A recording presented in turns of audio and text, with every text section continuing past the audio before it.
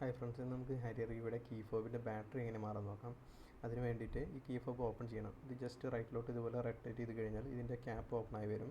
ഇതിനടിയിലും separate ഒരു lock ഉണ്ട്. ഇത് നമുക്കൊരു സ്ക്രൂ ഡ്രൈവർ എടുത്ത് ഇതുപോലെ റൈറ്റിലോട്ട് ജസ്റ്റ് ഒന്ന് റൊട്ടേറ്റ് ചെയ്ത് കഴിഞ്ഞാൽ അതും അൺലോക്കായി വരും.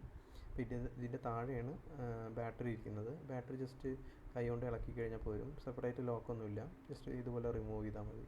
ഇതാണ് അതിൻ്റെ ബാറ്ററി വരുന്നത്. ഇനി ഇത് നമുക്ക് റീപ്ലേസ് ചെയ്യാം. ഓക്കെ, ഇതാണ് ഇതിൻ്റെ സിംഗിൾ പീസ് ബാറ്ററി വരുന്നത്. ഞാനൊരു പാക്ക് ഓഫ് 5 ആണ് വാങ്ങിയത്. ഈ 5 എനിക്ക് ഏകദേശം ഒരു 250 റുപ്പീസേ വന്നുള്ളൂ. CR2450 ആണ് സീരീസ്, 3 വോൾട്ട് ബാറ്ററി. ഇത് ആമസോണിൽ നിന്ന് പർച്ചേസ് ചെയ്യാം. ഞാൻ ലിങ്ക് എന്തായാലും ഡിസ്ക്രിപ്ഷനിൽ കൊടുക്കുന്നുണ്ട്. ഇതെങ്ങനെ റിമൂവ് ചെയ്ത് നോക്കാം. ഇതിന് വേണ്ടിയിട്ട് ഓപ്പൺ ചെയ്ത കീ ഫോബിൽ ഓൾറെഡി പഴയ ബാറ്ററി മാറ്റാം. എന്നിട്ട് ജസ്റ്റ് അതിൻ്റെ പ്ലേസിൽ ജസ്റ്റ് ഒന്ന് വെച്ചാൽ മതി. വേറെ എക്സ്ട്രാ ലോക്കില്ല.